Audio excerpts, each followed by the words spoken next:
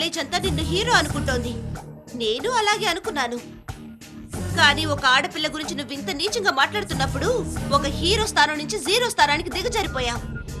చెప్పు, ఆడదానికన్నా మగాడు గొప్ప అని చెప్పేంతగా మగాడు ఏం సాధించాడో చెప్పు చెప్పు. ఎన్నో పనులు చేశారు. ఏ ఆడదైనా మగాడి కోసం తాజ్మహల్ కట్టిందా? ఎప్పుడైనా మగాడు ఆడది చనిపోయినప్పుడు ఆవిడతో పాటు చనిపోయాడా? మగాడు ఎప్పుడు స్వార్థపరుడే, కానీ ఆడది దయ ప్రేమకి నిదర్శనం.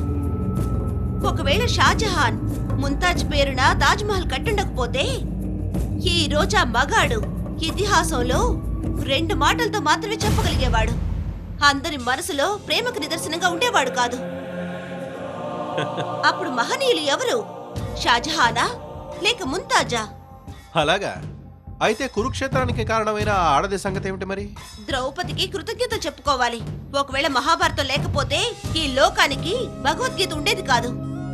నిజంగానే ఆడది అంత గొప్పదైతే మరి తన వల్ల ఆదర్శవంతుడు శ్రీరామచంద్రమూర్తి రావణుణ్ణి చంపి ఎందుకు నిందమోయాల్సి వచ్చింది?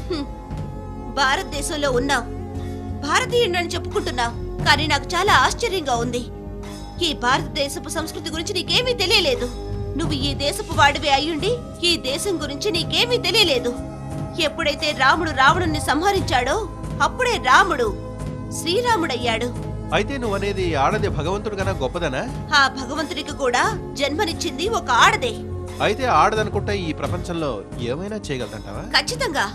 అయితే నేను ఇప్పుడు చేసింది చేసి చూపించు.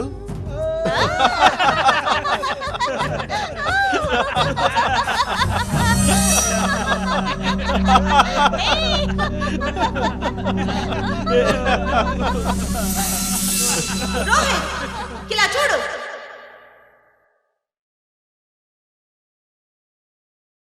ఆడది ఇది చేయగలదు.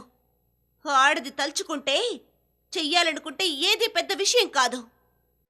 మీ మగాళ్ళు మీకు మీరే గొప్పగా భావించుకొని ఆడదాన్ని తక్కువ చేసి నీచంగా నోటికొచ్చినట్టు మాట్లాడావు కదా, అయితే చూసుకో. ఏంటి సిగ్గుపడుతున్నావా? ప్లీజ్. రోహిత్, ఆడది ఎందుకు గొప్పదో తెలుసా? తన మగాళ్ళ తన అవసరాల కోసం భర్తని తోడబుట్టిన వాళ్ళని ఎప్పుడూ అమ్ముకోదు. తన సంతోషం కోసం తన భర్తని ఎన్నడూ అగ్ని ప్రవేశం చేయమనదు. సైంటిఫిక్ గా కూడా మగాడి కన్నా ఆడది గొప్ప అని ఎన్నడూ రుజువైంది. ఆడది ఎన్నడూ మగాణ్ణి ఏ ఇబ్బంది పెట్టదు. మగాణ్ణి అవమానించడం కోసం ఆడది ఎన్నడూ ఇలా బరి తెగించి ప్రవర్తించదు. ఒకవేళ నీ ఉద్దేశంలో ఆడదానికన్నా మగాడు గొప్పాడనుకుంటే ఆడదానిలాగా 10 నెలలు మోసి ఒక బిడ్డని కని చూపించు. ఆడదాన్ని చులకన చేసి నువ్వు ఇంతసేపు మాట్లాడావు కదా, ఆడది తన రక్తాన్ని పాలుగా చేసి బిడ్డకిచ్చినట్టు మీ మగాళ్ళు ఎన్నడూ చెయ్యలేరు. మీ మగాళ్ళు చెయ్యగలరా? చెయ్యగలరా? పూజ, ఈ చెంపదెబ్బ నీకు జీవితాంతం గుర్తుండిపోతుంది. అది మాత్రమే కాదు, ఇప్పుడు నేను చెప్పబోయేది ఈ చెంపదెబ్బలాగా నీకు జీవితాంతం గుర్తుండిపోవాలి. నువ్వు ఈ దేశంలో పుట్టకపోయినా ఈ దేశంలోని సంస్కృతి, సాంప్రదాయం, న్యాయ ధర్మాలు తెలుసుకున్నావు.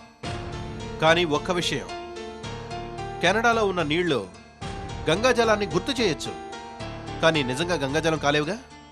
ఒక భారత నారికి తన శీలం, సిగ్గు, బిడియం ప్రపంచంలో అన్నిటికన్నా ఎంతో ముఖ్యమైన విషయాలు. వాటి కోసం ఎంతటి కష్టాన్నైనా సహిస్తుంది, ప్రాణాలైనా ఇస్తుంది. అలాంటి ఆడది నువ్వు చేసిన పని ఎన్నటికీ చేయలేదు. నువ్వు చేసిన పని వల్ల ఎన్ని జన్మలెత్తినా నువ్వు భారత నారివి కాలేవని అక్షరాల రుజువైంది.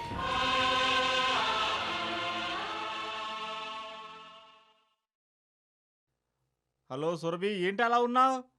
నీ కాఫీ చల్లబడి కూల్ డ్రింక్ అయిపోయేలా ఉంది. నిన్న పూజ చేసిన పని అది ఎంతవరకు సమంజసమో దాని గురించి ఆలోచిస్తున్నాను. ఇంతకీ నువ్వేమనుకుంటున్నావురా? ఇందులో అనుకోవడానికే ఉందిరా, తను చేసింది తప్పు కాదేమో అనిపిస్తుంది నాకు. నేను కూడా అదే అనుకుంటున్నాను. ఏమిటి మీరంతా మాట్లాడేది? మీకేమైనా పిచ్చెక్కిందా? పూజ విషయంలో రోహిత్ చేసింది కరెక్టే. భారతదేశం గురించి తనేదో గొప్పగా మాట్లాడేసింది అంటే మన దేశం గురించి మనకి ఏమీ తెలీదా ఏమిటి? మన రోహిత్ దాని చెంప పగలగొట్టాడు చూడు, అలా చేయడం కరెక్టే. దానికి బుద్ధొచ్చుంటుంది. For more updates, like, subscribe to our channel.